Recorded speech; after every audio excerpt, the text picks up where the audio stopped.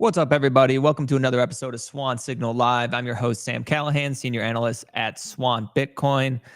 Before we get started, I want to bring up Pacific Bitcoin. That's the festival that Swan puts on in beautiful Santa Monica, October 18th and 19th. If you use the promo code SIGNAL, you can get 10% off your tickets. And if you use Bitcoin to purchase those tickets, you'll get an additional 21% off. Go check it out, Pacific Bitcoin. We talk about it a lot, but it's an amazing event brought on by Swan itself. I'm going to be there. A lot of people are going to be there. Meet some Bitcoiners in real life. We've got some great speakers lined up, workshops, parties. It's going to be so much fun. So check it out at pacificbitcoin.com. And lastly, that Swan offers no fees right now for the first 10,000 or the next 10,000 purchases of Bitcoin. It's never been cheaper to stack sats at Swan. So check it out at swan.com. No fees. There's nothing better than that. Free stacking sats. And so check it out at swan.com. We got a recurring guest on right now. It's Guy Swann. Guy is somebody who I've looked up to for a long time. He's been in this space for pretty much longer than anybody. They say that Guy has read more about Bitcoin than anybody. He's a Bitcoin educator. He is an entrepreneur. I want to welcome back on the show, Guy Swann. We got a lot to talk about. So, Guy, welcome to the show. What is up, man? Good to be here. What's up? Man, it's been a while. I feel like last time you were on the show, we really talked a lot about AI because it was just getting like really gaining traction. Like I think ChatGPT just came out, and it's just crazy to see how fast that whole space has developed. You know, it's kind of like that exponential growth. And we talked about how Bitcoin is just like the perfect money for AI. It's like the AI money. And so let's start there. Like, what are some of your takeaways? Yeah, I know you like kind of keep track of those developments pretty closely. Has any of your ideas changed? How are you viewing AI and its kind of relation with Bitcoin and vice versa? Yeah. I don't know if any of my views have really changed. It's interesting to watch the development play out like in the two different directions, because closed source and kind of centralized models have not the models themselves, but like the kind of business models they have taken the trophy on implementation, and they have like aggressively pushed for all of the new the kind of promise of AI really, really well. Whereas the open source environment is vastly wider and like more broad, but very piecemeal, which makes sense. It makes a lot of sense when you think about it from how open source develops and how you've got a community of people building individual tools. Like a lot of the things that I can do, I have AI running on my Linux right now, and it's just a whole bunch of open source.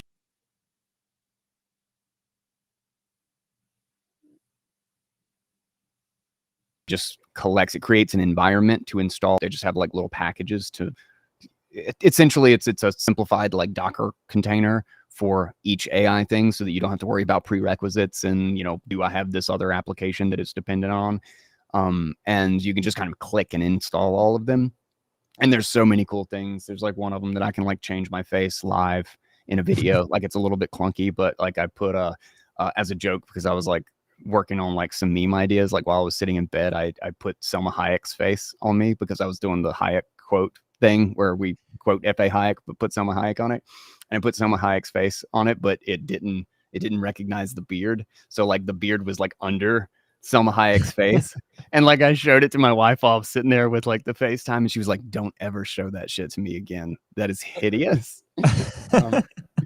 But like it's crazy, like the number of things you can do, whereas the centralized like sort of more like profit-based like corporate tools have been like all encompassing, and in the same sense they have all of the horrific privacy problems that you would expect. They essentially are just looking at all of your data, like all of it in a pure semantic sense. So they can get summaries of your data, and they could literally ask, like ChatGPT, with all the information that you can give it, they could literally go to each user and be like, "What's this user's political opinion?" And then it could just summarize the political views of each of the users, but just based on your information. It's crazy what they can do with this from the other side as like a surveillance tool. But at the same time, Chat GPT or GPT-4o, which just released, is not only a new model, but it's a more efficient model. They're working on, and this is something that we've seen pretty aggressively throughout the space, is recognizing quality over quantity. Is way more valuable. Is that, you know, you can, it doesn't matter whether you're like, everybody was boasting like, oh, I got 100 billion parameter model, I have a trillion parameter model. But it's like, if you just feed it more junk, you're just going to get a shittier model. Like, so you'll just spend an exorbitant amount of money and you'll have worse results. Because as the saying is always true, garbage in, garbage out. And same thing's true for models. So GPT-4o is actually more efficient and has better results. So it's actually a smaller model and requires less compute, but has actually increased the scoring, the benchmark on a lot of the statistics, or a lot of the different tests. Whereas I think there's like one or two that it like it downgraded or whatever just because of the size. But the really cool thing is that obviously this is on top of the fact that in implementation, you talk to it.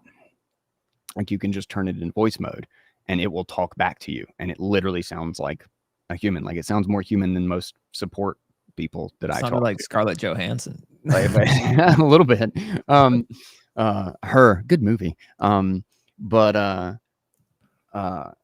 Yeah, so the implementation of that and like the number of layers, because you have to have a, you know, text to speech, or excuse me, speech to text, then transcription. Then you have to be able to make sure that that's accurate enough, and probably running that through at least a light LLM to make any corrections, and then putting that into the essentially a live prompt with some sort of prompt engineering, so that the model knows how to respond like you're in a conversation. Because, you know, if you don't give it that, it's just going to try to guess the next thing that you're going to say, and then turn that around and produce a result, and then give it to a very high quality text to speech model that knows emotional inference and is probably trying to calculate your emotional state from what you're saying in order to alter how its emotional response is. So there's like layers of stuff going on here, which is really insane. And then it also has vision implemented. And this is all like last week, by the way. Like, you know, Google I/O just released a whole bunch of new things, and then GPT-4o just kind of overshadowed them again, as they've kind of done multiple times now. But like the stack of stuff that is working together to create that experience is kind of wild. Even with all of the huge drawbacks of you know, the centralized surveillance and all of the problems that come with a centralized entity. And what's funny is that we were actually going to do Devs Who Can't Code this morning, the series that we have where we just build stuff with AI.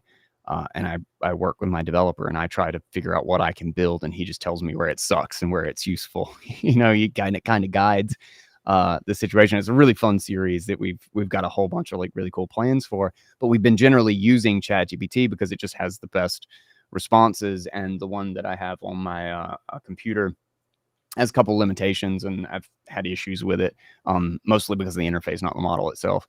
But so we've just been using ChatGPT, and ChatGPT was down today. So it was like, well, crap. Like they had like a big hiccup. So another point of issue of relying on some sort of a trusted third party with all of this. But there's something really interesting, and because it's super relevant to Bitcoin and everything that's going on, is about the privacy problem. And something I've noticed is that I think the privacy problem is becoming a lot more relevant in the age of AI, and people are becoming more aware of it. And I think part of the reason why is actually because we're able to anthropomorphize, we're able to personify our computers now. Is that, you know, when your computer is just a box, and, you know, like the spying on you is some code in some terminal window, you're like, I don't know. You don't really know how to relate to that as like a normal person. You know, if you're not a hacker or a developer, you don't really know the scope of what is being lost. Like the privacy issue isn't really, you can't feel the privacy issue. It's not tangible. It's not tangible. But as the devices themselves start to act more like people, and they respond to what we say, and we literally have a dialogue with them, suddenly that feeling of somebody is watching me becomes far more prevalent, whether we want it to or not. Because now it's this thing that we're interacting with. When you personify it, now you have the social weight of somebody seeing me naked kind of thing. Mm. And I think that's actually a really interesting new dynamic to the privacy problem with these things. And there's one that I haven't really dug into in depth, but a company called Nova AI, which is actually trying to build custom implementations, which will be really interesting to watch the development in the open source space go this way. But custom implementations of a bunch of open source self-hosted tools for businesses. So that how do you get that sort of experience with GPT 4.0, with ChatGPT, like with this easy, centralized, all of my data can be seen, but how do you do it so that your data never leaves your servers? And a lot of people are becoming far more aware of just how big of a problem that is. And I think it'll be an uphill battle, along with all of the aggressive adoption of all the Google Docs and Ask My Docs and Ask My Photos things. At the exact same time, I think there will be a very interesting separation of the markets, so to speak, as this side and this corner starts to realize just how vast and awful the consequences of only going in this direction really is. So Yeah. it's been wild. It's been wild. I've never had a shortage of things to talk about on AI Unchained. Well, you brought up like the privacy problem. And I think that's a great point. I mean, it is going to be much more tangible when you feel like some kind of AI is watching you. And then in the end, it's centralized. It's a centralized, controlled AI, controlled by some entity.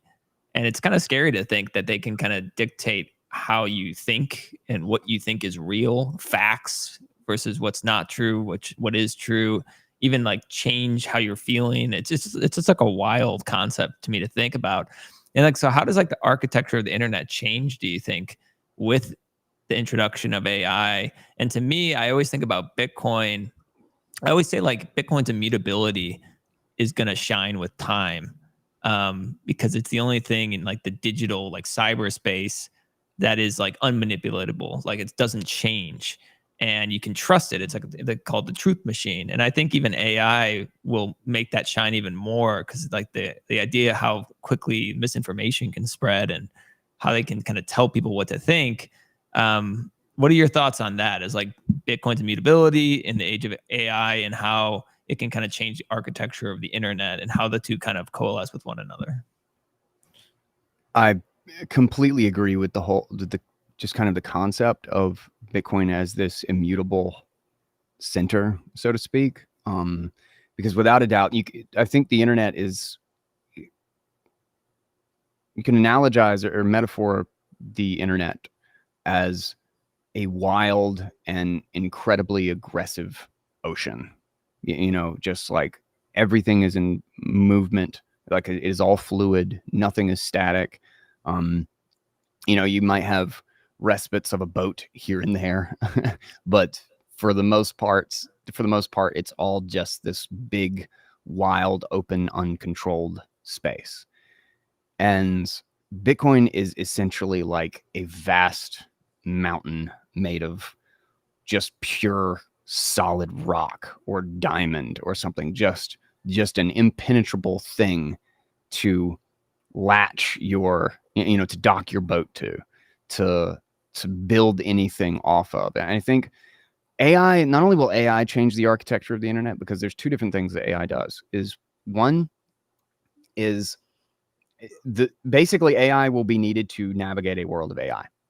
And in the world with AI, if you don't have AI to navigate it, you're lost. Because AI is generative.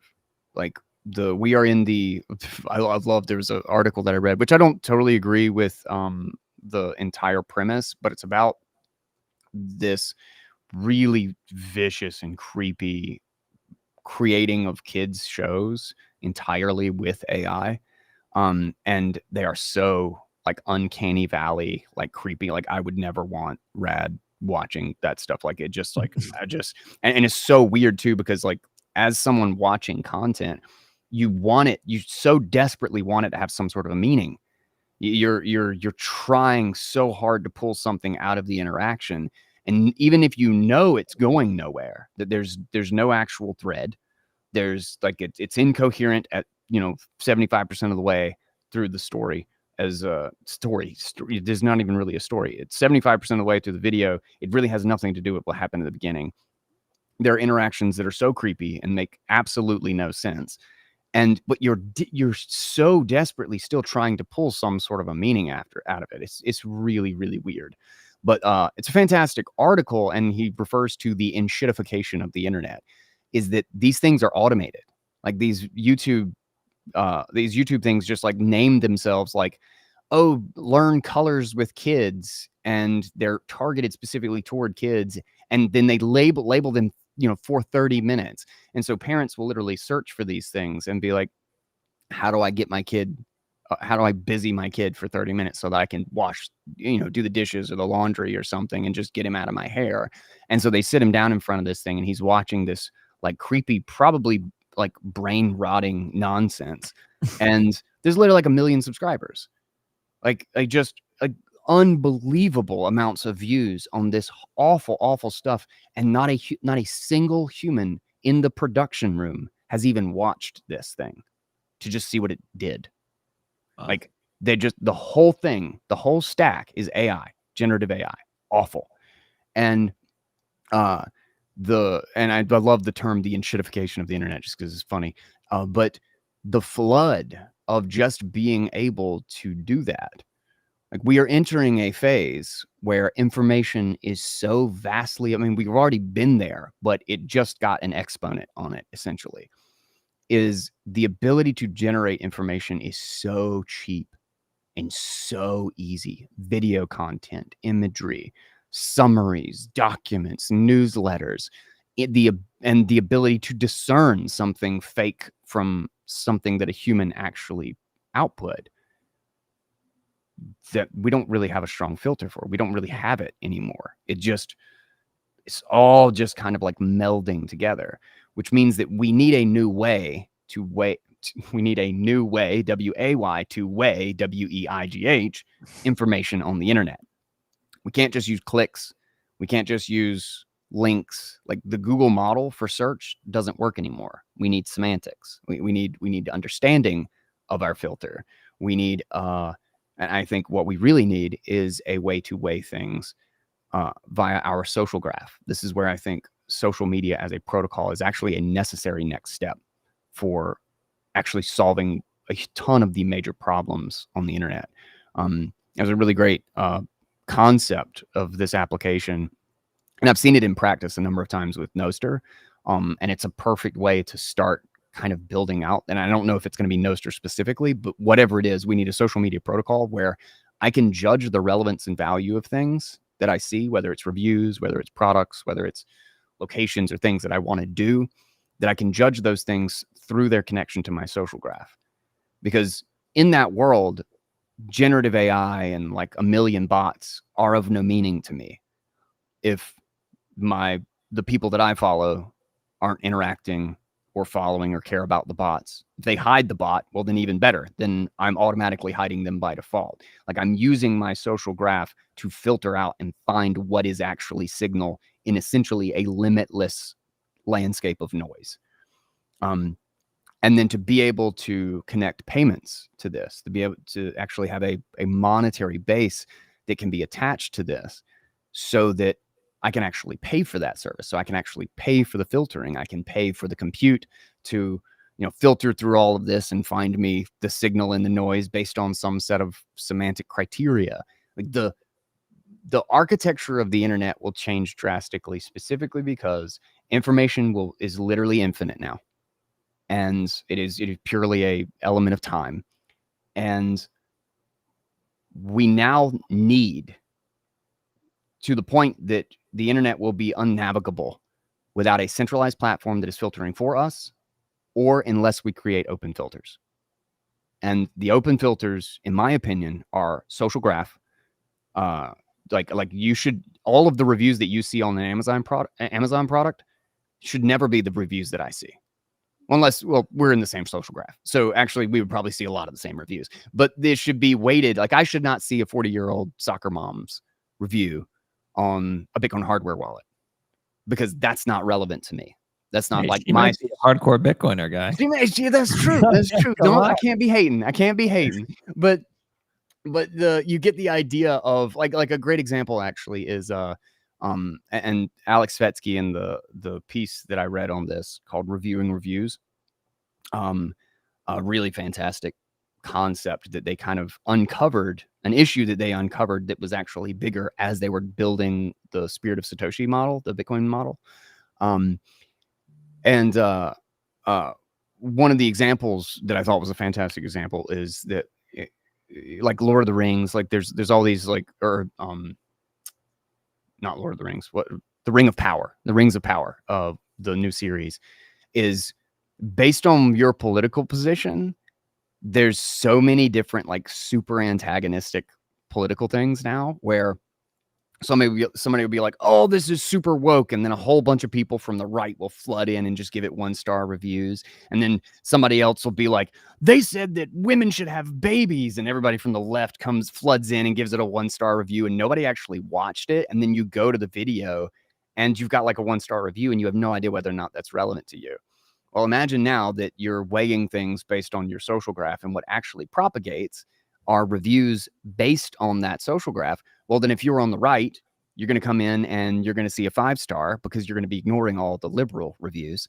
And then if you're a liberal and you go in, you're going to see 5-star because you're going to ignore all of the right reviews, or they're going to be weighted as lower because you're not just worried about clicks. You're not worried about numbers or, what the rating of that person is on the platform based on the centralized company. You're worried about how close it is to your social graph. And because your social graph is right leaning or left leaning or Bitcoin leaning, whatever it is, you're going to see those reviews.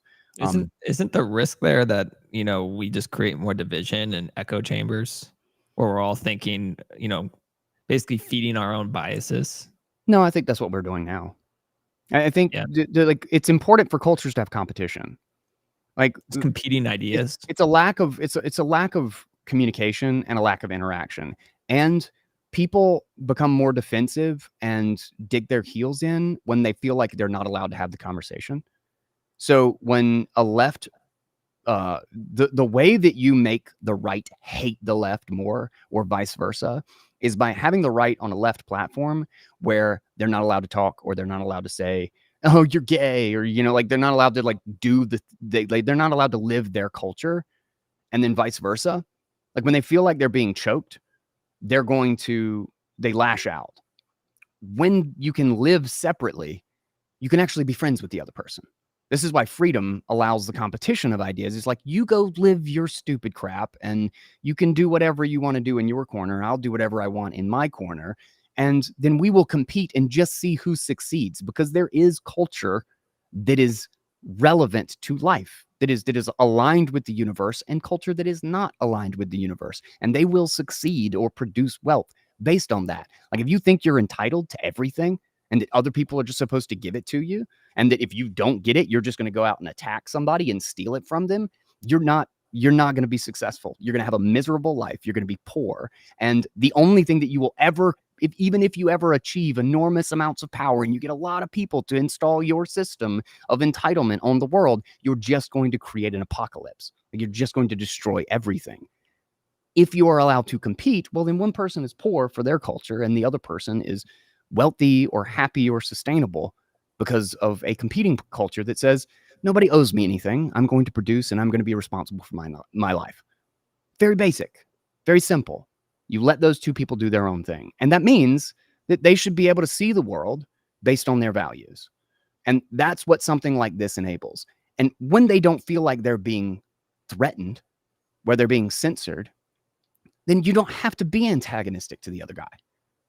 You don't have to feel like you have to go stab the communist because the communist won't let you tweet to your friends.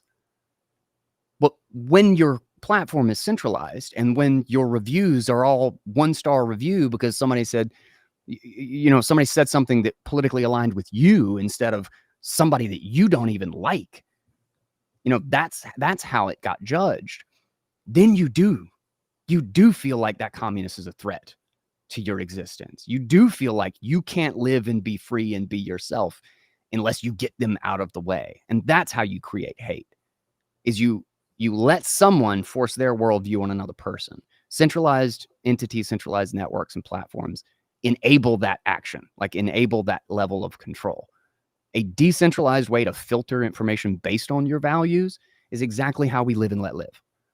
And it's exactly what we need to fix all of this crap, in my opinion. Definitely an interesting idea. Okay. Like, that when you see like the rise of Nostr and, these other so-called social graphs, it seems like very early days, but maybe very early days. But that's how the architecture of the internet's probably going to change. All these technologies merging together. Yeah. It's all alpha. It's all alpha software right now. These are, looking back, I mean, this conversation, people be like, wow. But, you talked about the privacy problem, so to speak. And, there was the Samurai case, a couple of weeks ago. And, you said something to me that's like, all perceived negative news in Bitcoin is actually defining and proving where the edges of control are and the limits of our new battleground. And I was wondering if maybe you could dig into that a little bit more, what you meant by it, how it relates to some of the latest developments. Gotcha. Yeah. So a couple things is, this is also, I know we have talked about this previously, but also I think I sent you a message about it, is the fact that politics is downstream from technology. Technology defines the environment, and then politics exists within the limits of that environment. And a lot of, like, clearly everything that happened with Samurai Wallet is bad news. Like, it's not good for Bitcoin in the short or medium term. It shows a vulnerability. Like, it shows where we are limited because we have this explicit trade-off between the auditability of the chain and the privacy of the transactions that happen on them. But it is also important to remember that it is showing where the battle will take place, because this was the provision of a service from one person, like from one group to another group, is the ability to coin join these transactions together. It was a data service, right? Like, it wasn't a custodial service. It was a way to aggregate data among a bunch of people. But what is interesting about that is, like, so here's an example, is that, like, a lot of people can be like super defeatist about this, when it's important to remember that we're trying to figure out what this new landscape is and where the limitations of control are. And so we know, and I mean, we kind of always did, if you think about it, but that the service provision is the area where things are going to be attacked. But it is also a kind of a demonstration of the fact that this is where the battle will play out, because it can't happen at the monetary layer. It can't happen at the UTXO or public-private key layer. So an example is, like, I was arguing, going back and forth with somebody on Nostr who was saying that, like, oh, Bitcoin's controlled now, and there's nothing we can do. They're going to KYC everything and all of this stuff. And when you think about it historically, from, like, kind of the sovereign individual thesis and the idea of the economics of violence, is that I think actually what we're showing is how much Bitcoin has moved us forward and where it has halted, like where we have reached the limit and what limit we need to tackle as we continue to build. Like what do we actually need to push through? How do we provide services without service providers, essentially? So an example of that is that, I responded to this person, was, okay, if they control Bitcoin, can you explain how exactly? Can you give me concrete details of what this control looks like? Because arresting the Samurai guys is not control of Bitcoin. It may be very inconvenient for Bitcoiners who want privacy. It may be, like, really bad news from a lot of different contexts for what we value and what we're trying to achieve what we want available to everyone. But where is the 21 millionth and first Bitcoin? Who was not able to send their UTXO today? Who cannot access Bitcoin? Whose private key was revoked today? Which of Bitcoin's historical transactions were edited? All of those things, like everything that Bitcoin does as far as solve and make this permanent, unstoppable monetary foundation and monetary good, remains exactly how it does. And in fact, it's showing that in order to stop this practice, they can't freeze accounts. They can't get into the network and shut down their access. They have to go and arrest the actual people, which is exactly what the economics of violence suggest is necessary to get us to the next wave. Right now, we have a system where they can defraud the system in an unlimited fashion to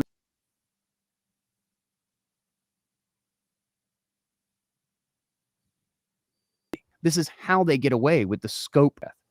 So, if somebody's providing a service that they don't like, they don't have to go attack them. They just go ahead and freeze the account in the fiat land. If somebody is, if they need to confiscate another $1 trillion in wealth, they just spend $1 trillion in wealth. They don't have to go tax it from anybody. And people don't realize how psychotic the scope of what the fiat system is stealing from us, because we are so productive, because we have so much technological advantage. But people like compare it to GDP. Oh, what the US government spends is only like, I don't know, 15% or something of GDP, whatever it is, like $6 trillion in GDP is like 30, Yeah, so it jumped up to like the double digits during the pandemic.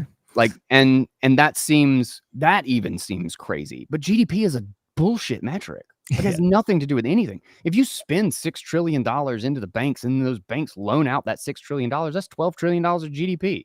It's still all of them. It's still like the banks aren't like suddenly make it free market money because they got $6 trillion in counterfeit dollars. And so like, you have to get like 20 steps removed to even pretend that this is somehow removed from their influence. What you do is you compare it to the actual earnings of society. And the median income of a US citizen is, I think it's like 60,000, 40 to 42, if I'm not mistaken. I don't know. I looked it up like a bunch of different times and it's like different for every year. I believe it's somewhere in the 40s, but I did the calculation. The most recent calculation was that, and only 166 million people in this country are actually in the workforce. So a full half of this country is just living off of what the other half produces. And obviously that's kids, old people, like, all of that stuff. And the government budget is like $6.2 trillion now. If you take the average income and multiply it by the number of people who are working, it's only about $6 trillion. In fact, it's a little bit less. The government is more than half of the economy. They control everything. You would never get away with a 60% tax on everybody. Mm-mm. What this new battleground is showing is that in the Bitcoin world, within the Bitcoin environment, they're going to have to samurai wallet every one of us to get that money, which means it's not going to work. It's not enforceable. There's either going to be a revolution or society goes from a quiet fraud of 60% of our wealth to guns and whips stealing 60% of our wealth. That second one is not sustainable. It simply isn't. It will be awful, and they will be the awful, shitty, horrific people that they are, and they will try to go there. But there will be a revolution before we get there. It doesn't work unless the whole system's a fraud. And as bad a news item or event as seeing people that I believe are completely innocent and have done nothing wrong having to fight the government, who are in a cage because of a service that they have provided to me, to people that I know, that I care about. To see them attacked, is also showing that they have to be attacked to stop it. It's showing the limits of where our battleground is, and it's also showing exactly what we need to fix. Okay, how do we do this without them? How do we make sure that we don't need to have those people in this arrangement? So it switches from a game of defraud the entire system and everybody in it quietly, and where 98% of the people aren't even aware and they will defend it. It's like, oh no, it's only 20% of GDP. It's like, bitch, it's half of your wealth. When we move from that system to one where everything has to be directly stolen and taxed, because they can't just spend $1 trillion Bitcoin. They can't just spend 1 million Bitcoin that they don't have. As we shift more and more toward that, it's showing that the economics of violence have completely changed. And from the foundation of actually establishing that money and establishing that immutable ledger, we can solve this. Those other things are just technological problems. They're software problems. And we can sort that crap out. But the battleground has completely changed. And I think it's showing where that edge is. Yeah, so to speak. I think it's not all doom and gloom. I think, it just, like you said, it kind of shows us where we need to build more decentralized tools. And there was a little bit of a centralized coordinator there with Samurai Wallet. And for some reason, they're saying that them collecting that fee, they were doing it for profit, and that's unlawful because of the illicit activity. That's the battleground that they're saying, that the justification. And so now, there's already a push for experimentation. There was like join markets, which didn't really get that much attention, but now it has more attention. There was, there's silent payments. There's other solutions that are gaining more attention, more eyeballs, more fingers coding in those solutions now that some of these actions have taken place. So I think it's not all doom and gloom. There's like, a silver lining, I guess you could say. Yeah, no, I agree. And in fact, there's something in a post by Lola Leets, actually, I thought was just an interesting way to think about it, is that we need a second mempool. We need a different way to send around transactions in a more private way at the base layer to basically begin to help this. Not only do I agree, but it gives us that focus of like, okay, what do we need to build to target it? I think people also hugely underestimate the potential of things like Nostr, the pair stack, and AI to actually make Bitcoin vastly more secure and vastly more private. Because the infrastructure, a lot of the limitations, a lot of the trade-offs of Bitcoin are actually built on the communication layers that Bitcoin runs on. Do what? Can you explain that a little bit? Well, the privacy implications of, being able to do analysis on the network and see where transactions come in from. The ability to ensure that you can get across a firewall because you're using normal ISP server client model. The fact that you can have a fully validating node, but you can't have a listening node, one that will actually fulfill requests unless you're hosting on a ClearNet server. Like, you have to have port forwarding on your firewall at home. Most people don't have that. They just got their Start9 or running on a normal computer. So they're not taking requests from the network.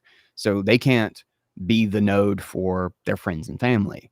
But if you have a peer-to-peer architecture, if you can DM somebody an encrypted transaction to broadcast from anywhere. And in fact, why would you ever need to broadcast from your machine if you can have a blinded group of people that are just randomly grabbing and broadcasting a bunch of transactions all at once that are just delayed happens once every 24 hours or something? Like, the infrastructure itself, the Bitcoin is only as secure as this is why you build a satellite network. This is why Blockstream builds a satellite network to propagate Bitcoin blocks, right? So that you can get to it without the internet, because the Bitcoin is only as secure as its communication layer. The internet goes down, Bitcoin goes down. If you have a satellite network, not so much. So when you build tools and new protocols like Nostr to have encrypted conversations, when you build new things like the pair stack to have peer-to-peer service provision and the ability to get around this port forwarding thing, the idea of like providing a service now It's so unbelievably simple. And I just don't, people are just so greatly missing how valuable this is. And I think a lot of people are just like, oh, Keat's not open source yet. And it's like, ignore Keat. Look at the pair runtime environment. Like, I can make an app. I can make a micro app right now with AI and like a really short, simple thing and deliver it to my brother anywhere, and he can run it on his machine in a matter of seconds. I have done this in a matter of seconds. You just connect directly to the other person and they get it with a key. I have Wholesale, which it's brand new. It's actually going to be what we're doing the second episode of the Pair Report about.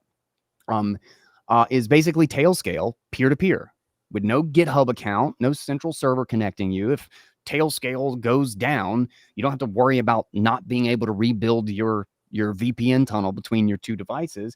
And he actually sent me a message today. He was like, I just got it working on iOS and Android. I was like, hell yes. But I have AI running on my Linux machine, but I don't have that processor. I don't have that freaking GPU. The GPU is bigger than my laptop, for crying out loud. So I don't have it on my laptop. I can't run that stuff on this nearly as I can run it on this machine. But I just have like a Wholesale key, and I'd just be like, okay, well, I have a local service. And I punch the info of that local service into the thing, and I just say, I can't remember the command. It's like send or deliver. I can't remember. It just generates a key. And this is a terminal command. So he's got a desktop app that's going to be coming very soon. In fact, it'll probably hit before the episode publishes. But like, it's like one command. It's like so simple. And then I take that key and I punch it in on this computer, and then I can just log into it like a website. And I did it from the airport, from my computer at home. And I'm like running generative AI stuff to make like image stuff for the next episode to be published from the airport. And I'm showing it off to my brother or whatever. And I don't have port forwarding. I didn't set anything up. I didn't run a server. I didn't get a domain name. I didn't do any of that shit. I literally started up a thing, got a key on my computer, and then I'm running it on my MacBook, and I can run it from anywhere. And this sort of thing is going to so vastly simplify the interaction. Like, just imagine the world of just being able to connect to any service or any device with a QR code. And that's it. That's how you just scan a QR code and then you're connected. You want to share something, you share a file, boom, you're connected. You want to share a service, you're connected. You want to get some Bitcoin node information, you're connected. You want to coin join with them, you're connected. Is there a third party? No. Is there a central coordinator? No. Is it encrypted? Yes. Like, you the entire thing, like, when you change the fundamental nature of the communication layer and the ability to communicate, and it's ClearNet speeds. It's like Nostr Wallet Connect is another example. It bridges it through relays, but it's completely open, so you can just like constantly swap out the relays. But it's like one of those things, like that's kind of the same concept. Is it, how do you connect straight to your wallet without any of the headache of going over Tor and the awful latency? Like, I love the fact that Tor is a private network that we can use. I love my Start9, but I'll tell you what, using a wallet, a remote Lightning wallet over Tor is a pain in the ass. I hate waiting 6 seconds, 20 seconds for a payment to go through. And it's not even because the Lightning network is slow. It's because I'm communicating back and forth like 4 different times between a couple of different devices to do this handshake for the Lightning payment. And it's all over Tor. And everything's got like 500 millisecond lag at each stage of the thing because it's Tor. And that's why people don't do it, because it's just easier to use Phoenix. Convenience and UX and UI. Yeah. But when you solve that problem, you fundamentally change all of the frustrations and the dynamics and the headache of just being like, run your own node and connect to your own node. Right now, that's a ridiculous statement for 99% of people. It can be made easy. It can be made easy. And we have those tools. But a lot of those tools are still fresh because it's us thinking about the way that we need to change the communication networks to make all of this stuff reliable. And that's one thing I've talked about. God, I talked about this 12 years ago in Bitcoin, is the idea that Bitcoin's rise is actually going to create more incentive, more philosophical backing and understanding. It's going to increase, it's going to explode the culture of cypherpunk, just basically make it into the mainstream. People are going to understand what the word cypherpunk means and the fact that there are people who care about privacy and encryption and sovereignty. And then the unbelievable amount of capital that it will make available to those people, to that philosophy, and to that culture to keep solving our problems. We have never in the history of the world had a culture that is this strong, an understanding of those values. The cryptography mailing list was like a few hundred people, like maybe 1,000 people or something. And they were all completely unheard of. Nobody had ever heard the word. The idea of anybody knowing who they were was insane. Like, it just was not common knowledge, even in the slightest. Today, that is different. Today, government money is called fiat. Everybody calls it that. It is called fiat. That is crazy. That is a massive mind shift. Even. Right? Yeah. And the only reason that I'm able to build what I'm doing with pair runtime, which I'm not a developer, but I've hired 2 developers to do this, is because of Bitcoin. I'm able to build what I want because I don't have to go get financing from somebody. I can just take the risk. I can just be like, okay, I want to solve my problem my way. And I can do that. I'm a tiny microcosm of everything that is going on in this space, that we're able to actually chase what we want to see. And what's crazy is that this is literally what sound money does. It's just on steroids. It's just like doing a line of cocaine when you're talking about it during the monetization phase, because it's an exponent on everything. And it just, I don't know. I think we are in a better position than we have ever been before to actually solve these problems. And I think we actually have the tools to do it. And I think being pessimistic now, just because the rocks got thrown at us that we knew were going to get thrown at us, and we're just starting, like, it's all going to get worse, but we still have all of the capability to actually accomplish it. Like, the prices that we will pay to get to where we want will be vastly smaller than the prices that the people paid before us to get to where we are. And I think to be pessimistic now is just crazy. Like, it's just pessimism for the sake of pessimism. Like, I'm wildly optimistic. The technological landscape is changing aggressively, and politics will bow to that. Politics does not trump technology. It just doesn't. Well, we saw signs of politicians kind of bowing a little bit to, I mean, I could say the broader crypto industry, I guess, but with the SAB 121 being overturned, and now you have Trump coming out saying, I mean, now it's like becoming this political hot campaign issue. It's great. I mean, I love it. Wild, but Fight, like, bitches. it's just pretty wild, because you wouldn't even think about that 5 years ago. It just shows how strong Bitcoin has grown over time, that Bitcoin is winning, that you have the 2 leading presidential candidates basically taking stances, one way or another on Bitcoin. It's just, it shows that, like, politics is downstream of technology, because I saw a statistic that like 20% of US adults own some form of cryptocurrency, which probably a majority of that is Bitcoin. If you just think through that, that's wild. That's a fifth of US adults. Yeah.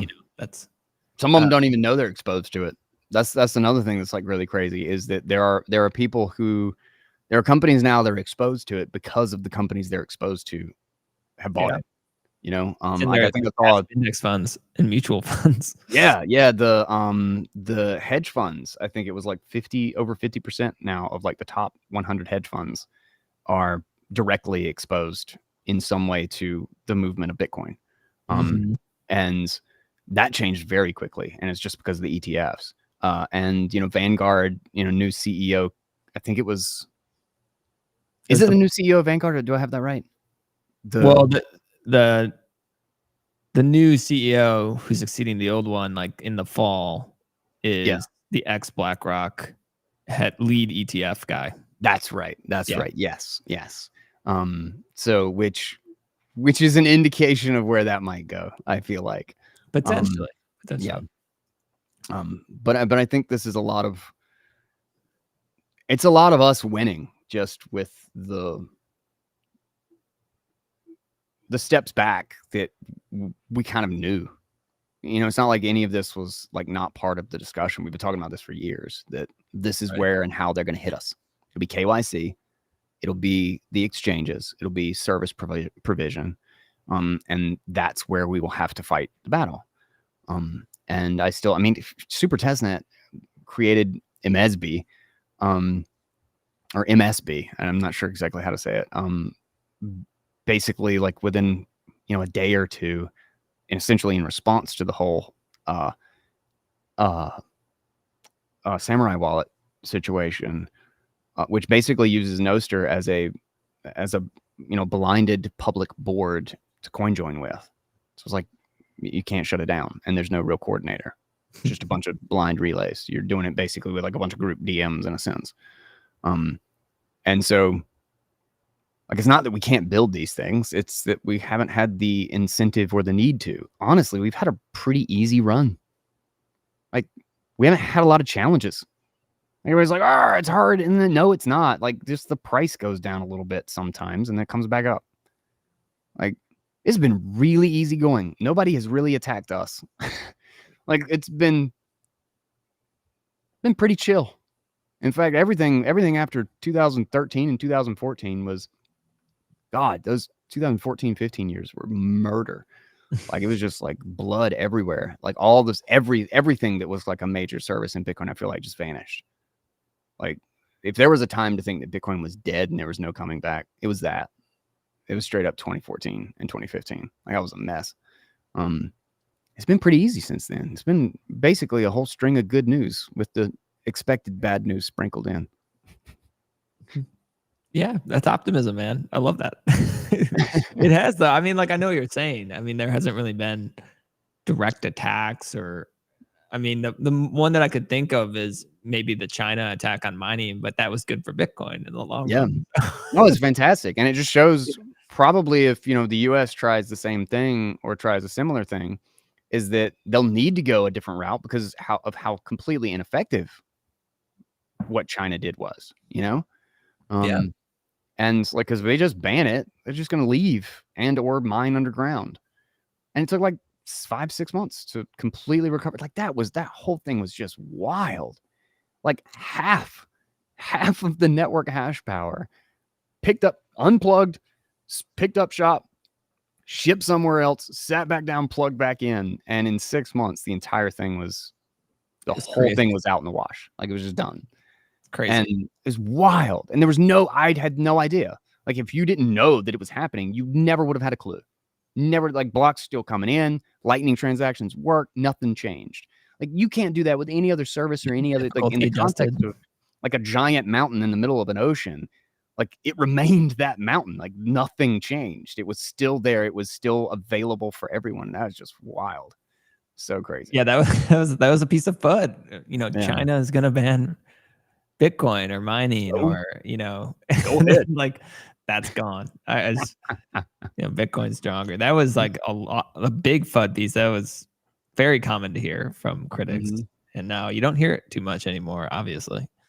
Yeah, no, I think there's a lot of reasons to be optimistic. I think one of the things I like to follow you for is, it seems like you have your finger on the pulse of new developments, and you brought up Hedgehog, which I thought was really interesting, because one of the issues with Lightning right now is it still can be kind of hard to use, I would say, for the normie user. I think that's a fair statement. I mean, in a sovereign way, let's say. I mean, you can use Lightning really easily if you're using like a custodial wallet, for sure. But tell us about Hedgehog a little bit.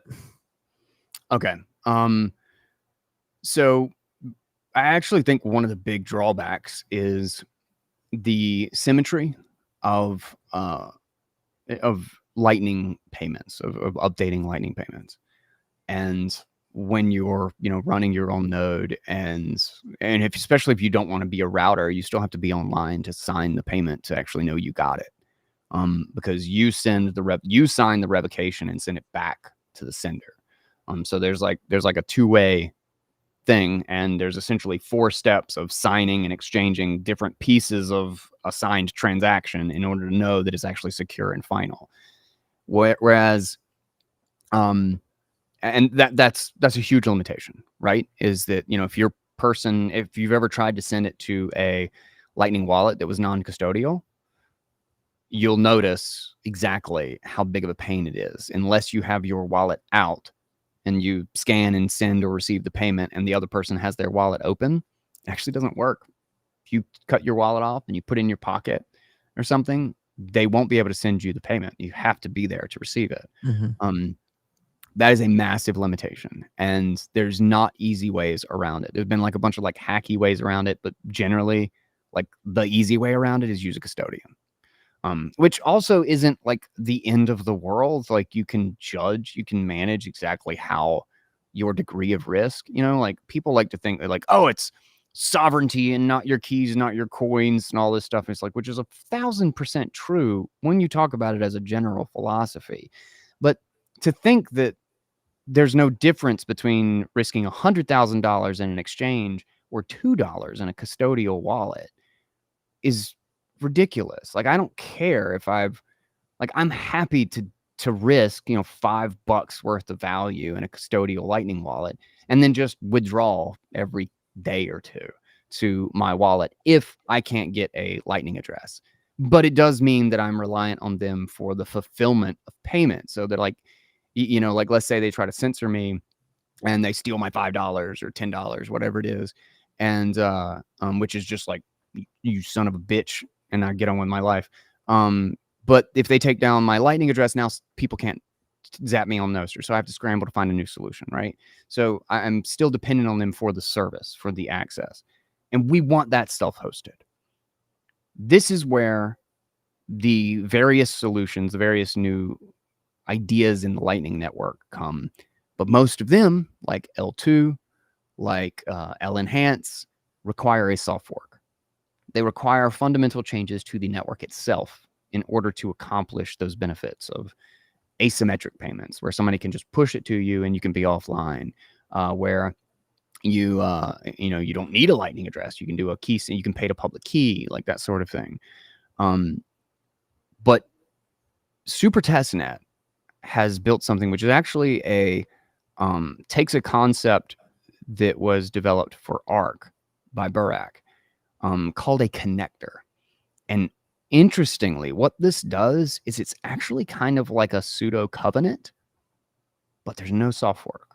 There's no fundamental. You can do this right now. In fact, he's built it and he was just showing it to me this morning. Actually, I was talking to him a little while ago.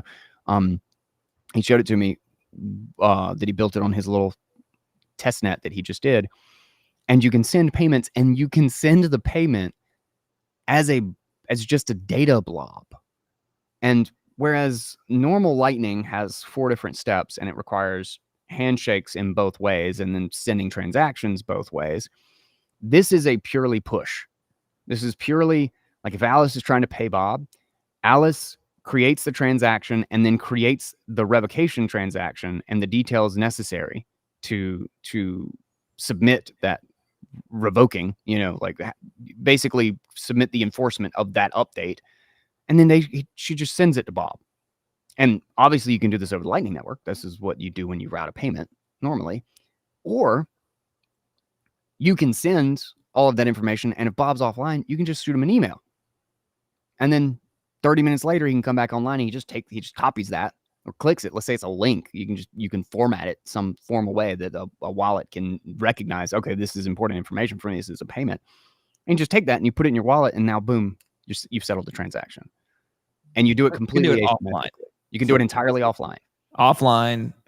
They don't have to both be online. They can basically send an email or text message. Once Bob gets back to his computer, reads the email, he can just accept it, and then it settles. Yes. So that is a huge fundamental shift. Synchronous, payments on Lightning, essentially. Yeah. And I think that's one of the most important things to solve, to make self-hosting not a nightmare. Yeah. Like, not frustrating. But one of the other really cool things is there's like a couple of additional benefits to this just because of how it accomplishes it. It's not simply that you get offline payments now. It's also that payments that are stuck that you want to hold en route aren't toxic anymore. Because one of the things about Lightning is that everything has a relative and an absolute time lock when you're routing transactions through. If everybody is using Hedgehog, if everybody has this new using the connector as opposed to the old enforcement mechanism, is you actually don't need the relative and the absolute time lock. You only need the relative time lock, which means that enforcement is only necessary or only relevant when something gets submitted to the chain. Because the time lock doesn't start until somebody's trying to enforce something, which means that you can sit on it. Like, so Mutiny did a bunch of stuff with the HODL HTLCs to try to make it so you could send somebody payments on Lightning offline. But it ended up creating a ton of like unnecessary force closures. And then a whole bunch of nodes started being like, we don't accept these types of payments. And it became like a huge headache because every single time a payment goes through, if it doesn't get settled immediately, there's a time decay. It's like an options contract. Withers away. Yeah, like it just, if it gets closer to the expiration, you have to force close or you just lose it. But when you only use the relative time lock and you have this one-way connector, the asymmetric payment, is that you can just chill. So if you're on the hook for 1,000 sat routed and the person's not back online, you just lose 1,000 sats. And in fact, if you recognize that this is a payment that doesn't go through immediately, you can just charge a slightly higher fee for having to sit around and wait for it. But if it takes 2 days for them to come back, doesn't matter. Yeah, time lock doesn't kick in until someone tries to enforce it. Yeah. That's great. So it makes the Lightning network a lot more fluid and a lot less kind of on the edge of something going wrong. You know, like, because like all these expirations and stuff of like payments in flow, like really causes data that doesn't move, that doesn't like really get settled instantly to be toxic. The more of that stuff you're holding, the worse it is. Whereas in this scenario, not only is it just that the user can just come on and just redeem the payment whenever they want to with essentially an eCash token in a sense, like it just the details itself are the payment. But if it wants to be held in route, it can, and it doesn't really cost anything except for the sats being held in route. You know, so like, okay, maybe it is a problem if it's 1,000,000 sats, but if it's 1,000 sats, it's literally a 1,000 sat problem, which is a small problem. But then the other really cool thing, which I didn't even think about until today, because he was talking about like a couple of the other things he was building with it, is that this means that you can actually open channels and push payments to people while they are offline. Oh. Which means that you can actually have, like, so Swan is a great example, right? Is I have my automatic payment out every month, or every, I think it's like a 500,000 sats or something like that. And when it's pushed to me, it just has to go to an address because I'm offline, right? Like if I'm not there to receive and sign my end of the Lightning payment, well, then I can't receive it over Lightning. And recurring payments are a pain in the butt over Lightning specifically because of that reason. We don't have subscriptions. We can't do really that sort of stuff. But if you can actually unilaterally open a Lightning channel with me and push the payment, and I don't have to be there and I don't have to sign anything to even set up the channel, and you can email me the payment and I can just get it whenever. Well, why would any payment to my cold card, to my hardware wallet, not also be a Lightning channel? Why not? And now my nunchuck and like my tap signer and like when I'm doing like my cold card, like I'm doing my normal hardware wallet setup to my phone, why wouldn't they all be Lightning payments? Why wouldn't I just do Lightning straight off my hardware wallet? Why would I need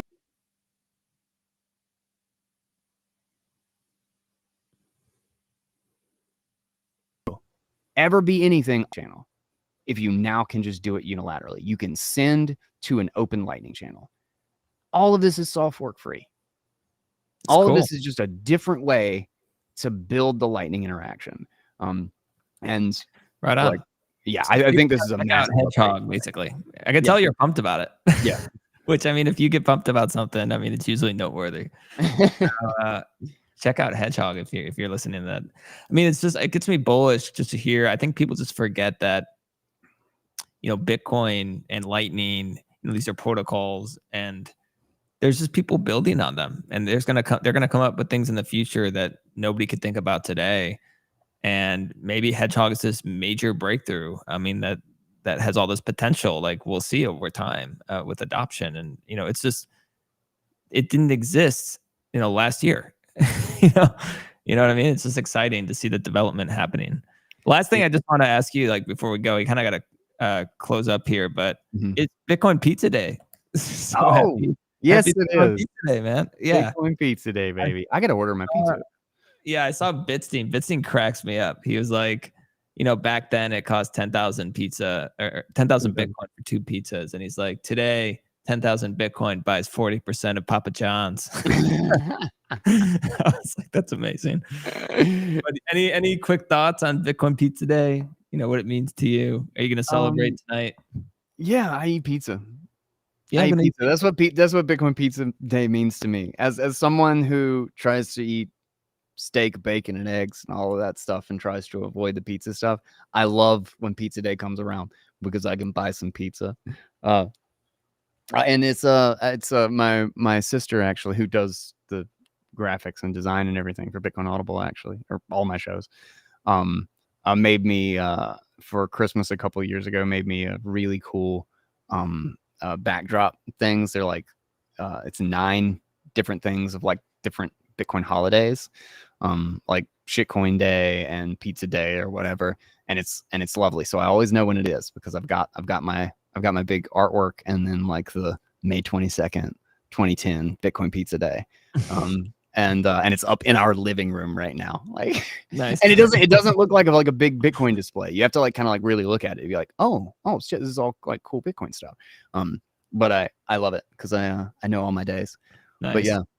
Well, enjoy the pizza, man. I will very much so. Thank you. Enjoy the pizza. Thanks for coming on Swan Signal. I appreciate it. Where can people find you to learn more about your work and follow you along in case they don't know you? Yeah, for sure. And I want to make one comment about something you said, is that like, people are building for this. Is we cannot discount it. We got to remember how vastly different the landscape is today. Is that one of the most important things about Bitcoin is that it is permissionless. Anybody and everybody can and is building on it. And whenever we have a problem, we still don't have to go get a banking license to solve it. We still don't have to go get a Fed account to solve it. Like, look at the problems that Custodia is having, trying to get a Federal Reserve license and account to actually provide some sort of a banking service. We don't have that in Bitcoin. They have that in traditional banking. And that is the most, as long as the network is permissionless, I think there is nothing we can't solve. It's just a matter of time, energy, and how much we care. But Creativity. Yeah. And if you want to, check out my stuff. I just started a new show, actually, the Pair Report, which is it's going to be a sub Bitcoin Audible show. So you can check out Bitcoin Audible, AI Unchained. AI Unchained is weekly. Bitcoin Audible is 3 days a week at least. And then Shitcoin Insider, which is not dead. I haven't done a show for a really long time, but I've actually got one in the works. So I've got the 4 podcasts and a lot of media and stuff that we're getting into. I've expanded the team a lot this year. So you can check me out on Nostr, on X, on YouTube, and Rumble. We have a lot of stuff on the way and a lot of fun little videos that everybody seems to be enjoying. And I'm going to have those coming out like probably every week now. So lots of cool stuff. Team's a lot bigger and a lot more streamlined than it has been. And I'm stoked. Nice, man. Well, definitely recommend it if people haven't followed Bitcoin Audible or your other shows. I love them. Just been doing it for a while. Been doing it for a while. I've been listening for a while. So thanks for coming on the show. What you just said too, I think is so important in terms of the permissionlessness. And just reminds me of the F.A. Hayek quote. I mean, you brought him up earlier. Just finding a sly roundabout way to create a new system, right? And I think that's something they can't do, stop. right? So thanks for coming on. Appreciate it, Guy. Until next time, my friend. I'll see you on the internet. on the internets, and Sounds good. or maybe in person sometime soon. Yeah, probably pretty soon. Yeah. All right, man. Have a good one. Well, I hope you guys enjoyed that. Thanks for listening, guys. Always just a wealth of knowledge, and I'm really excited about Hedgehog. I'm gonna go check that out because anything that improves the usability of Lightning for the end user, or just makes it easier and solves some of these problems, that's really bullish in my mind. So, gonna definitely check that out. I hope you guys enjoyed that show. Let me know what you thought. Give me a comment, subscribe to the YouTube channel. That always helps us get our message out to a wider audience. Just trying to push Bitcoin adoption. Next week, we got another great guest coming on the show, Trey Sellers from Unchained. He's going to join us. He's a really bright fella, and he's a good dude. So I hope you guys are going to enjoy that one as well. Check out Swan for first $10,000, no fees, or your next 10,000, no fees. There's nothing better than no fees when you're stacking sats. So go check it out at swan.com, as well as Pacific Bitcoin. You can use the promo code for 10% off Signal, as well as 21% off if you use Bitcoin. So thanks for listening, everybody. Until next week, I am out. Thank you.